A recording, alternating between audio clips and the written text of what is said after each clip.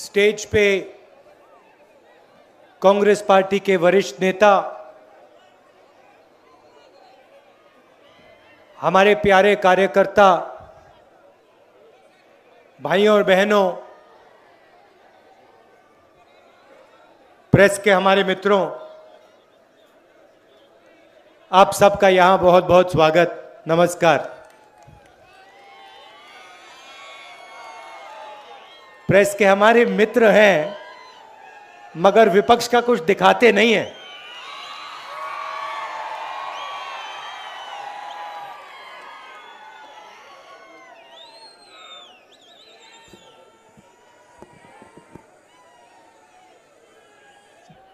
तकरीबन 2 महीने पहले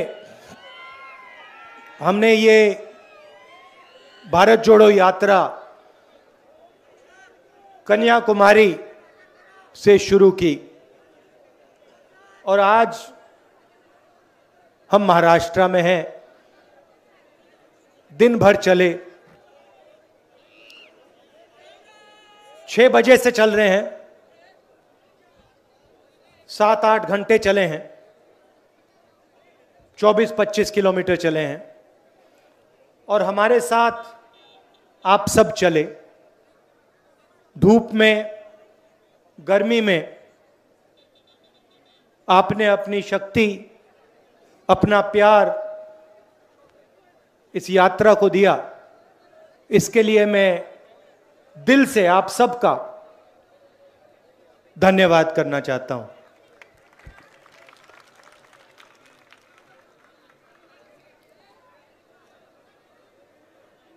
हमारा लक्ष्य लंबे भाषण देने का नहीं है। आमतौर से राजनेता घंटों बोलते हैं, हमारा यह लक्ष्य नहीं। हम दिन में 7-8 घंटे चलते हैं और हम, सिर्फ मैं नहीं, कांग्रेस पार्टी के सब नेता महाराष्ट्र की आवाज सुनने चल रहे हैं। तो 7 घंटे हम आपकी आवाज सुनते हैं, किसानों से बात करते हैं, छोटे व्यापारियों से बात करते हैं, युवाओं से बात करते हैं, माताएं बहनों से बात करते हैं। हम कुछ ज्यादा नहीं बोलते, चुप रहते हैं और जो आपके दिल में है वो हम 7 घंटा 8 घंटा सुनते हैं और अंत में चलने के बाद शाम को हम 15 मिनट 20 मिनट अपनी बात रखते हैं। बहुत सीखने को मिलता है। सबसे पहले, जैसे आप लोग जानते हो, गाड़ी में चलने और सड़क पे चलना बिल्कुल अलग चीज है। हिंदुस्तान, किसानों का हिंदुस्तान, मजदूरों का हिंदुस्तान गाड़ी में नहीं चलता है, सड़कों पे चलता है, पैदल चलता है। तो अगर उस हिंदुस्तान को समझना है तो वो हवाई जहाज, हेलीकॉप्टर, गाड़ी से नहीं समझा जा सकता है। अगर हिंदुस्तान को समझना है तो सड़क पे चलना होगा और यही सबसे पहली बात, सड़क की क्वालिटी दिख जाती है। कैसी सड़क है, उस पे चला जा रहा है या नहीं, गड्ढे हैं या नहीं, ध्यान से चलना पड़ता है या आसानी से चला जा सकता है, सब पता लग जाता है। 5 मिनट में पता लग जाता है। स्टेट की हालत सबसे पहले सड़कों में दिख जाती है।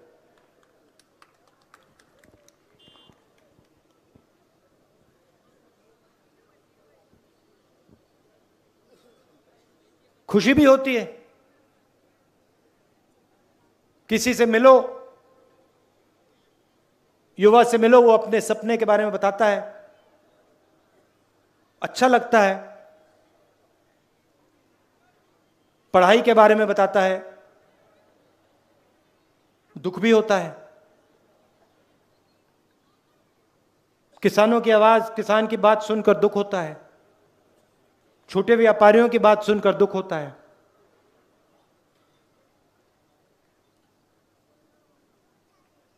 नरेंद्र मोदी जी ने कुछ साल पहले नोटबंदी की, जीएसटी लागू की। उसका असर कितने साल हो गए? कितने साल पहले की थी? 6 साल? तो 6 साल हो गए। जैसे सुनामी आती है, मुझे याद है मैं गया था जब सुनामी आई थी, तो सुनामी का एकदम असर तो होता है, मगर सुनामी का सच्चा असर 5-6 साल बाद दिखाई देता है। इसी प्रकार नरेंद्र मोदी जी ने जिस दिन नोटबंदी की,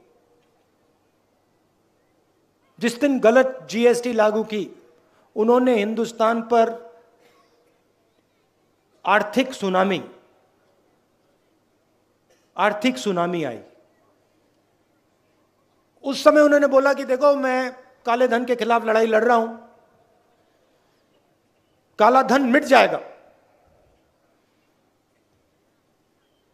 5-6 साल हो गए, सबूत आपके सामने है, काला धन मिट गया,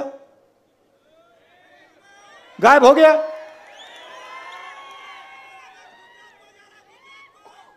नहीं, गुजरात को भैया आपके प्रोजेक्ट जा रहे हैं, वो काला धन अलग है, मगर आपके प्रोजेक्ट जा रहे हैं। जैसे एयरबस होता है, हवाई जहाज होता है, रनवे से टेक ऑफ करता है, देखा होगा आपने, देखा है ना? वैसे ही एयरबस का प्रोजेक्ट महाराष्ट्र से उड़ता हुआ चला गया, पता नहीं कहां चला गया, कहां गया, क्यों गया? गुजरात में चुनाव आ रहे हैं। नहीं, वो है किसके यहां गया, वो अलग बात है। तो एयरबस का प्रोजेक्ट गया। अच्छा, आपके जेब में मोबाइल फोन है? दिखाओ जरा। ये इसके अंदर ये मोबाइल फोन का प्रोजेक्ट, फॉक्सकॉन का प्रोजेक्ट, ये कहां गया? तो महाराष्ट्र जो आपका है, हजारों करोड़ रुपए, और पैसे को छोड़ो, आपके युवाओं का भविष्य, उनका रोजगार आपके प्रदेश से छीना जा रहा है।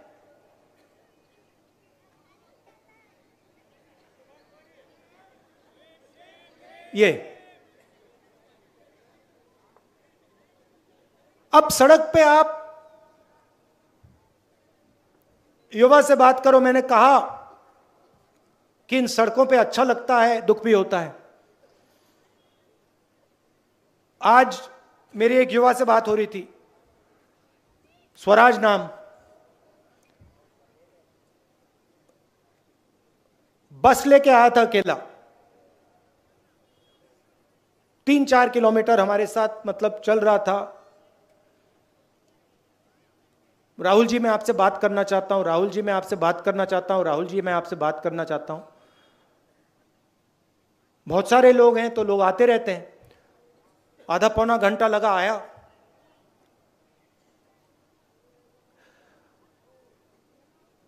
मैं हिंदुस्तान के बड़े बड़े ब्यूरोक्रेट से बात कर रहा हूं।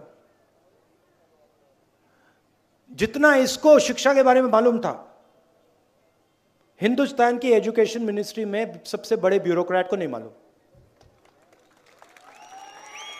पहली बात मुझे कहता है, राहुल जी मैंने इंजीनियरिंग की है, मगर मुझे इंजीनियरिंग की जॉब नहीं मिल सकती हिंदुस्तान में। मैंने उससे कहा कि अजीब सी बात है, मैं अब कन्याकुमारी से महाराष्ट्र तक आ गया, जब भी मैं युवाओं से, बच्चों से पूछता हूं क्या करना चाहते हो,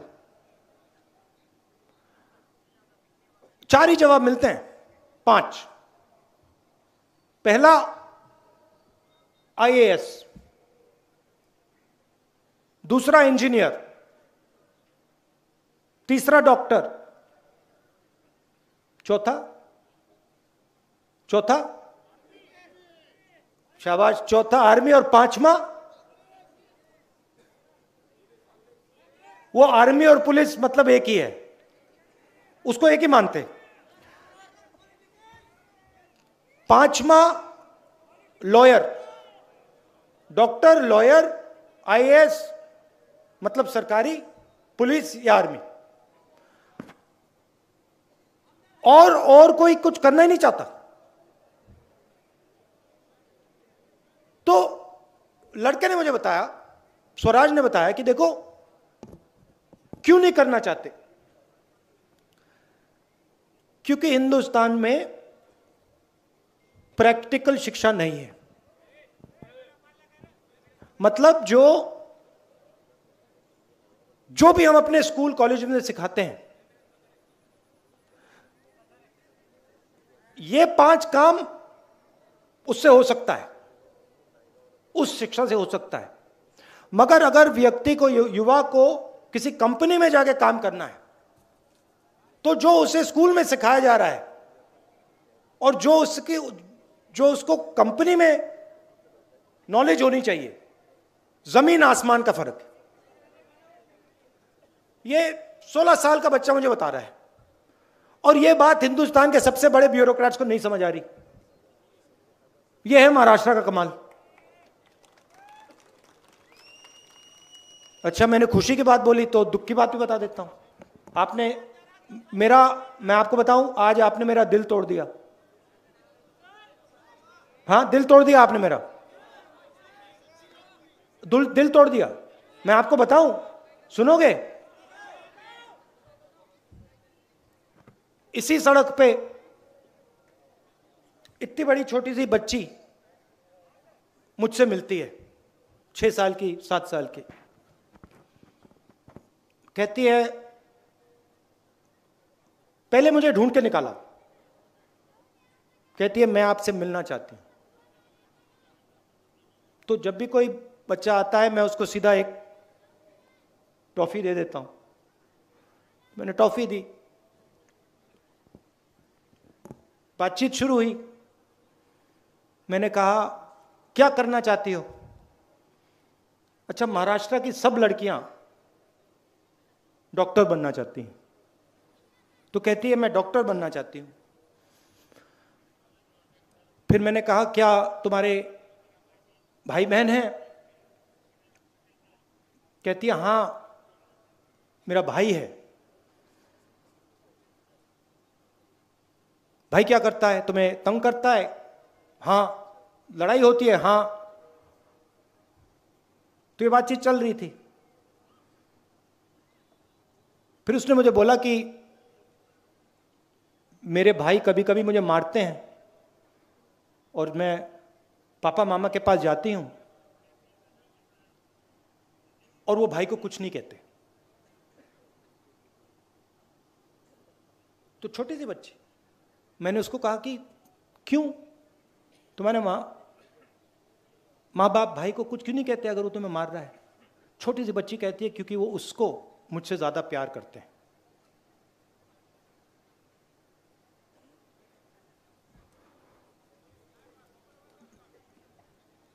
सुनते हुए काफी दुख हुआ।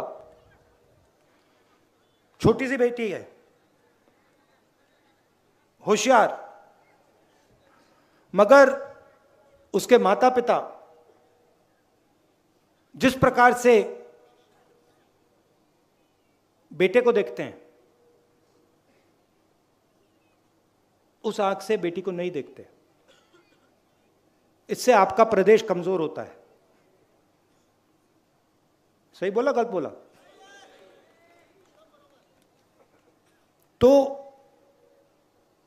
हमारी जो बहनें हैं, माताएं हैं, वो पुरुषों से भी ज्यादा जरूरी हैं। और जो देश अपनी महिलाओं की इज्जत नहीं करता, वो देश आगे नहीं बढ़ सकता। दिल की बात बोल दी, मगर अब मैं चल रहा हूं तो मतलब जो दिल में आ रहा है वो बोलना पड़ रहा है। तो यात्रा हमने शुरू क्यों की? शुरुआत में मैंने कहा प्रेस के हमारे मित्र हैं, मगर हमारी बात, विपक्ष की बात, सिर्फ कांग्रेस पार्टी की नहीं, सब विपक्ष की बात दिखाते नहीं। देश में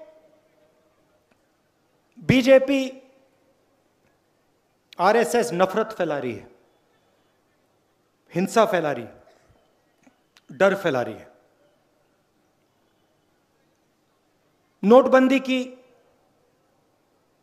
गलत जीएसटी लागू की, किसानों के जो काले कानून थे उसको लागू करने की कोशिश की। इनका लक्ष्य हिंदुस्तान की जनता के दिल में डर डालने का है, भय डालने का है। किसानों से बात हुई, मैंने पूछा भाई बताओ क्या मुश्किल है? कहते हैं राहुल जी, हम खेती करते हैं, अपना खून पसीना डाल देते हैं, मगर हमें यह नहीं मालूम कि हमारे गेहूं का, गन्ने का क्या रेट मिलेगा। सरकार हमसे गैम्बलिंग करवाती है, जुआ खिलवाती है। कभी कोई रेट मिलता है, कभी कोई और रेट मिलता है, मगर एक बात की गारंटी है, हमारे खेत से पैसा नहीं बनता है, हमें आमदनी नहीं मिल सकती है। तो हो क्या रहा है? देश में 2-3 बड़े उद्योगपतियों को, आप देख लेना, ये जो फॉक्सकॉन का प्रोजेक्ट है, एयरबस का प्रोजेक्ट है, ये अंत में उन्हीं 2-3 लोगों के हवाले होगा, जाएगा, उन्हीं को मिलेगा। वो 3-4 नाम हैं, आप सब जानते हो कौन है। दो तीन नाम है, पूरा हिंदुस्तान जानता है। नरेंद्र मोदी जी के मित्र हैं और पूरा का पूरा धन हिंदुस्तान का सीधा इनके हवाले किया जा रहा है। और यह नहीं कि एक सेक्टर या 2 सेक्टर, किसी भी सेक्टर में, किसी भी सेक्टर को नहीं छोड़ा है। Airport, port, infrastructure, agriculture, telephone, सब का सब इन्हीं 3-4 लोगों के हवाले किया जा रहा है। अब आप समझिए, आज मेरी मीटिंग में कोऑपरेटिव सेक्टर के साथ हमारी मीटिंग हो रही थी। उन्होंने कहा कि नरेंद्र मोदी जी ने बहुत बड़ी गलती की। मैंने कहा क्या गलती की? कहते हैं नोटबंदी। मैंने उनसे कहा देखो बात समझो, नोटबंदी गलती नहीं थी, नोटबंदी उनकी स्ट्रेटजी है, उन्होंने कोई गलती नहीं की। उनका काम, जो छोटे व्यापारी हैं, और हर एक छोटा व्यापारी इस बात को समझ जाएगा, जो छोटे व्यापारी हैं, जो मिडिल साइज बिजनेस चलाते हैं, छोटे बिजनेस चलाते हैं, उनको खत्म करने का है। जीएसटी, नोटबंदी और कोविड के समय जो इन्होंने किया, ये गलतियां नहीं है। ये जो छोटा बिजनेस का सेक्टर है, इसको खत्म करने का तरीका है, क्योंकि जब तक ये खत्म नहीं होंगे तब तक हिंदुस्तान के सबसे बड़े उद्योगपतियों को इनका बिजनेस नहीं मिल सकता। पहले इनको मारना पड़ेगा और फिर जो इनका है उनके हवाले करा जाएगा। और मेरी बात आप देखना, हर सेक्टर में यह होगा, एक सेक्टर नहीं छूटेगा। मगर इसका नतीजा क्या आएगा? नतीजा यह होगा कि इन सड़कों पे जो भी युवा मेरे से बात करेगा वो बेरोजगार होगा। पूरा का पूरा हिंदुस्तान बेरोजगार होगा। क्यों? क्योंकि बड़े उद्योगपति रोजगार नहीं देते। रोजगार 3-4 जगह से मिलता है। जो छोटे व्यापारी होते हैं, मिडिल साइज व्यापारी होते हैं, जो दुकानदार होते हैं, ये रोजगार देते हैं। दूसरा, जिसको हम पब्लिक सेक्टर कहते हैं, सरकारी कंपनियां, ये रोजगार देते हैं। और फिर किसान और उनका पूरा जो सिस्टम है वो रोजगार देता है। इंफ्रास्ट्रक्चर में भी रोजगार पैदा होता है। ये है। अब जो स्मॉल और मीडियम बिजनेस वाले हैं उनको तो खत्म कर दिया, नोटबंदी से खत्म कर दिया, जीएसटी से खत्म कर दिया। जो सरकारी कंपनियां हैं उनको सब की सबको प्राइवेटाइज किया जा रहा है। बीएचईएल, रेलवेज तक, तो वो भी रास्ता बंद हो रहा है। प्राइवेट नौकरी वाला रास्ता बंद हो गया, रोजगार वाला रास्ता बंद हो गया। सरकार में किसी को रोजगार नहीं देते हैं, कॉन्ट्रैक्ट का सिस्टम लगा रखा है, उसमें पता नहीं कब निकाल दें आपको 2 मिनट में। तो बेरोजगारी बढ़ती जा रही है, डर बढ़ता जा रहा है। दूसरी तरफ महंगाई बढ़ रही है। पहले यूपीए के समय 60 रुपए का पेट्रोल था, आज क्या रेट है? 110। डीजल का क्या रेट है? गैस सिलेंडर कितने का आता है? गैस सिलेंडर कितने का आता था पहले? उस टाइम नरेंद्र मोदी बोलते थे देखो 400 रुपए का हो गया। आज एक शब्द नहीं बोलते, आज 1100 रुपए का हो गया। एक शब्द नहीं बोलते। अच्छा, नरेंद्र मोदी जी भ्रष्टाचार की बात नहीं करते। तो एक तरफ महंगाई बढ़ती जा रही है, दूसरी तरफ बेरोजगारी। आपके दिल में डर आ रहा है, और डर को नरेंद्र मोदी जी, बीजेपी और आरएसएस नफरत में बदल रहे हैं। और उसको हमारे मीडिया वाले मित्र फैलाते हैं, दिन भर फैलाते हैं उसको। पैसा नहीं मिल रहा भैया, वो उनका है मीडिया।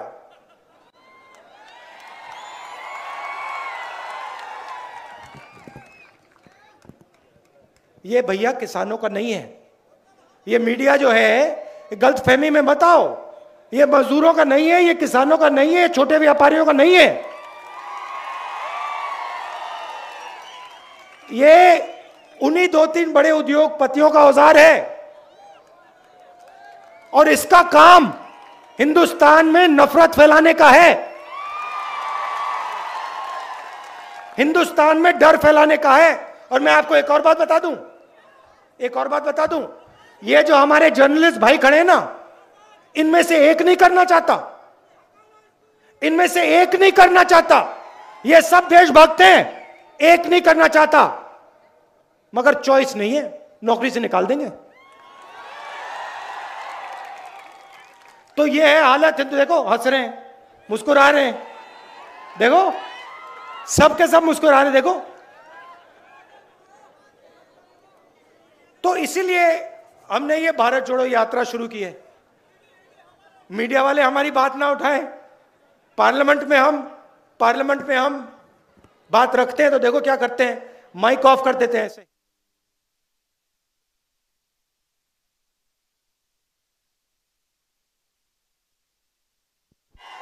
यहां पे तो कंट्रोल है माइक का, पार्लियामेंट हाउस में वहां पे ऐसे ही बंद हो जाता है 2 मिनट में, देखते ही रह जाते हैं हम।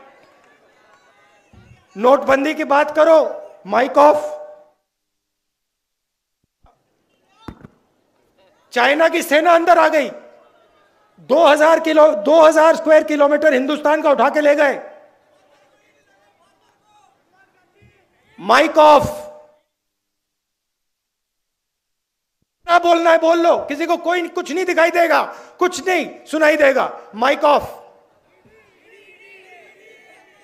वो तो सब है भैया, ईडी शीडी से कोई डरता नहीं है, बात समझ लो। अच्छा, फिर नई चीज लाएं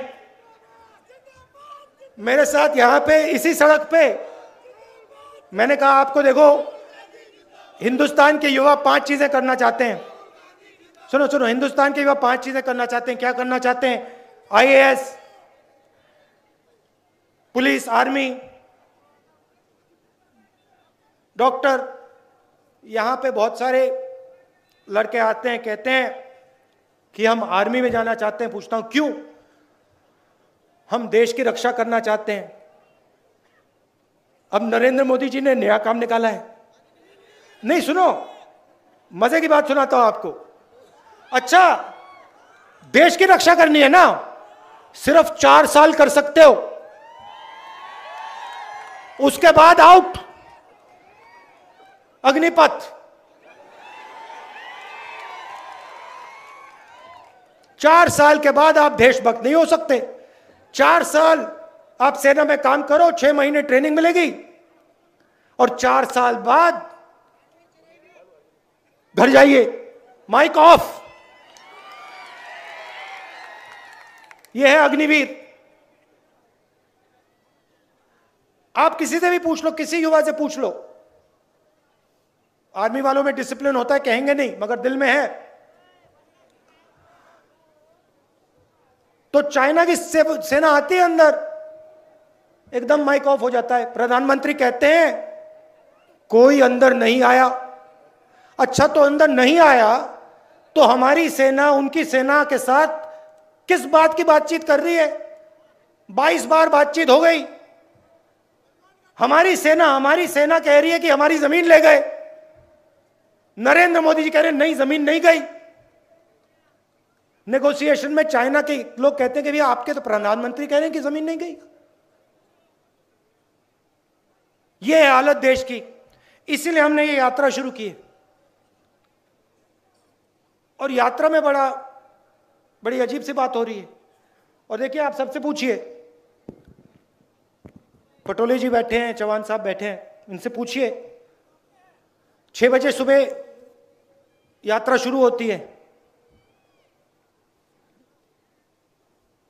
7 बजे शाम को खत्म होती है। थकान नहीं होती। 25 किलोमीटर चलने के बाद, नहीं, मैं सिर्फ अपनी बात नहीं कर रहा हूं, मैं सबकी बात कर रहा हूं, किसी को थकान नहीं होती। पूछो क्यों? नहीं, क्यों? क्योंकि आपकी शक्ति के बल पर हम चल रहे हैं। आपका प्यार और आपकी शक्ति हमें श्रीनगर तक पहुंचा रही है। रोक नहीं सकता कोई। तो इसके लिए दिल से आपको धन्यवाद करना है। आपके बिना हम ये काम कर ही नहीं सकते। 3500 किलोमीटर चलना है, आपके बिना काम नहीं किया जा सकता।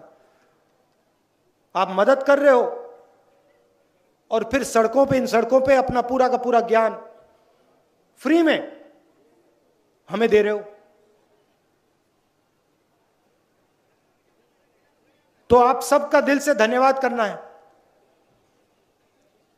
इतना आपने प्यार दिया, इतनी शक्ति दी, इसके लिए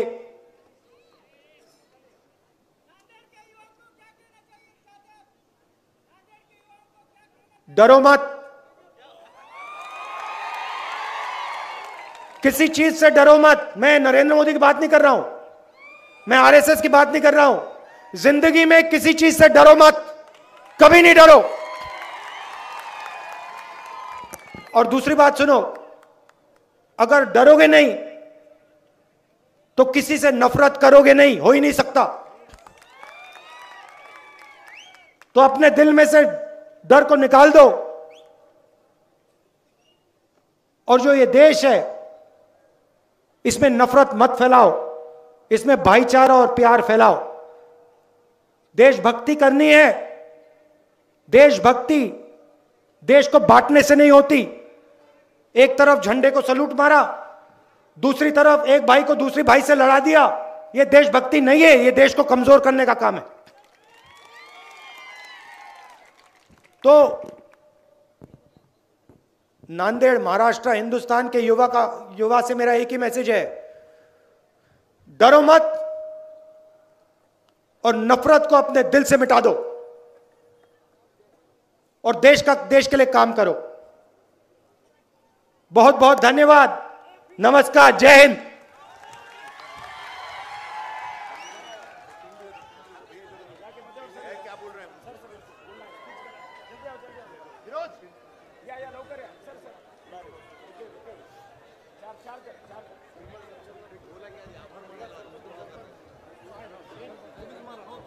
आज या ठिकाणी भारत जोडो यात्रेनिमित्त आलेल्या खासदार राहुलजी गांधी पाटील साहेब, रजनीताई पाटील, अशोकरावजी चव्हाण साहेब, नानाजी पटोले साहेब यांचं मी सर्वांचं मनापासून आभार मानतोय।